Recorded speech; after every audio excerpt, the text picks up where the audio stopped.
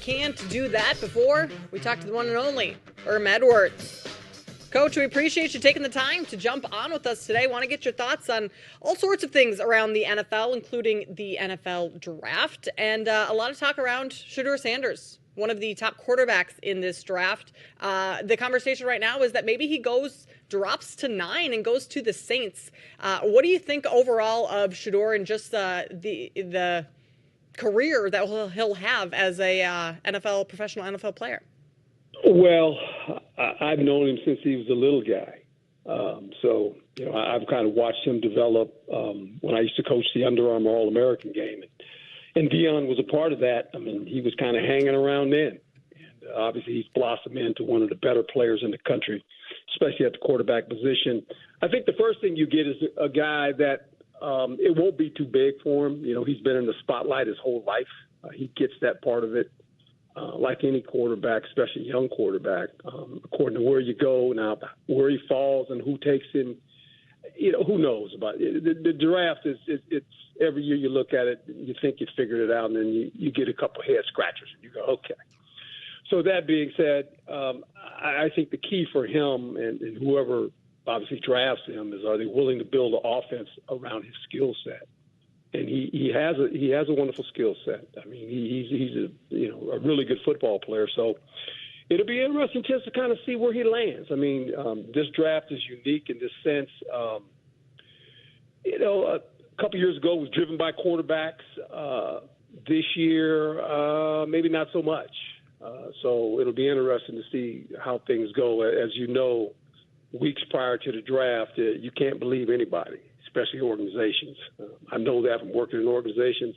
There is a bunch of funny smoke signals being sent all over the place. And it hits the airwaves, and people talk about it. Oh, this team's going to do that. That team's going to do this. No one ever kind of lets you know what they're going to do until they start picking. Yeah, especially with those funny smoke signals when it comes to Shadeur, with this narrative that's been created with him, Coach, about the padding of the football, and people are raising red flags for that, and then also people are raising red flags in terms of how he speaks, and he speaks too confidently. But you mentioned about the relationship that you've had with him and that you've known him since he was a little guy, but then also the skill set that he brings. What are your thoughts on that narrative that's been created to really play a part into some reasons why he's dropping, which doesn't make sense to me? Well, first of all, how he speaks, you know who his father is? Let's figure that out first. What is he supposed to do? Yeah, I mean, come on. I mean, he's been in that aura his whole life. I mean, you want, it's amazing when guys are confident, and if it's a guy that we're kind of like, well, we don't know. What is he? He wants the melancholy? He wants the quarterback? Oh, okay. No, he's not that kind of kid. He's never been that kind of kid. So I just think, look, whoever drafts him, they're getting a good football player, obviously. And so, we always hear this stuff before the draft. There's always, someone throws something out there. I mean, you hear it every year, right? I mean, this is nothing new. It's just organizations know they've set their board. They know what they want to do, whether they want to move up or move down. Look, in my opinion, when I look at the draft, look, I get it. The quarterback's always necessary. Best player in the draft, Travis Hendrick.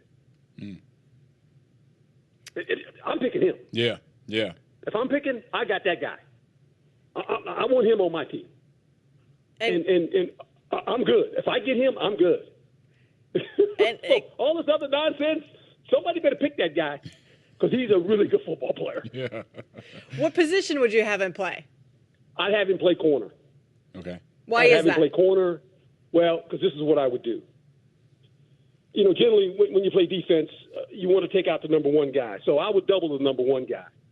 I would put him on the number two guy. So you're going to have to beat me with your number three guy. And then I would have some scheduled plays for him on offense, especially third down, red zone, and I would let him do that.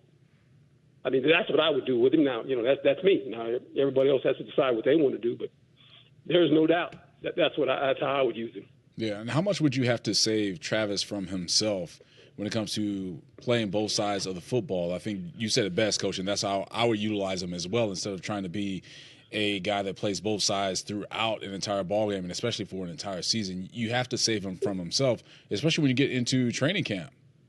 Yeah, with no doubt. And you bring him along slowly. I mean, you give him some offensive plays. He's going to be in the defensive room for the most part of it. That's where he's going to live.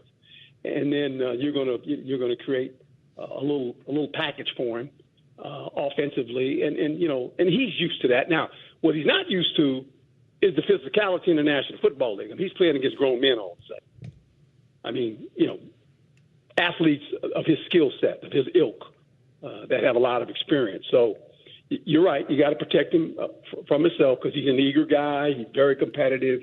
But I think you bring him along slow and you see what he can do. We saw that with Dion, obviously, when he was in the league and how fabulous he was as a player. So he's one of those kind of guys, and I think whoever gets him, I mean, you're getting an excellent football player. Coach, 2 minutes left for you here. Sure. What do you think about this Aaron Rodgers situation? Is he going to the Steelers? Is he taking a year off like there were rumors of, or is he just going to be done? Boy, I tell you what, he keeps his name in the news, doesn't he? He sure does. He's very good at that. It's kind of like it never ends. He's like Freddy Krueger. He never just goes. Like, here we go. Where's he going now? Where's the next stop? Is he going to Pittsburgh? Where's he going? Look, I know one thing. If he goes to Pittsburgh now, with that head coach and that organization, he has to tighten up some things now. It's not, well, I'm going on vacation. No. No. As you guys have mini camp. That's not happening. And I think Aaron's in a place now, wherever he goes, if he decides to come back, he wants to leave on a good note. The way he left New York wasn't good. Wasn't good for him, wasn't good for the organization, wasn't good for his legacy. I mean, obviously, he's Hall of Fame quarterback. We know that. But I think, he has a lot of pride in how he plays and how he wants to play. I think if you're him, you want to go to an organization that has tremendous structure, that has the ability to win and compete, and obviously the Pittsburgh Steelers have that.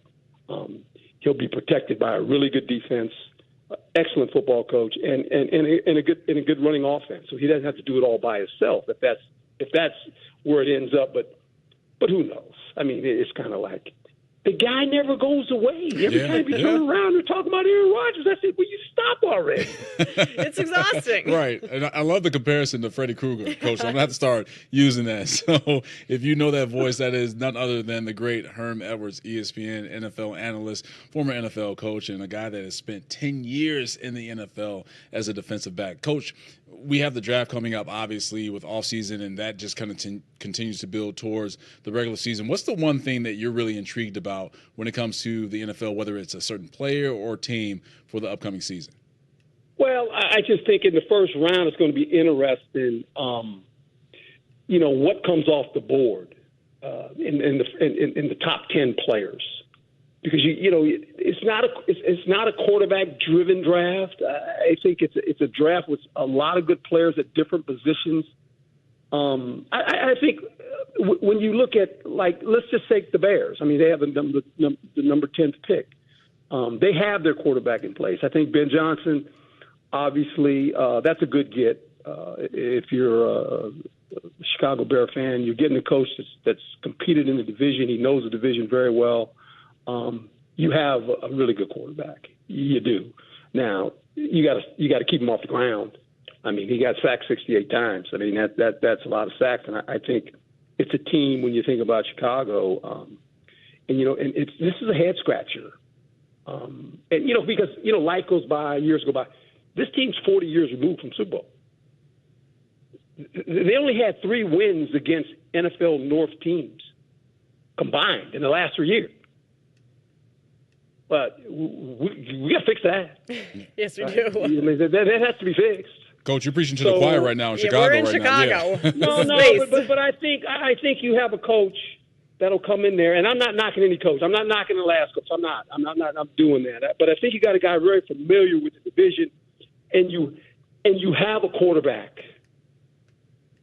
And the one thing about the quarterback, all you got to remember is this: what he doesn't do, and this is hard to teach, he don't throw the ball to the bad guys.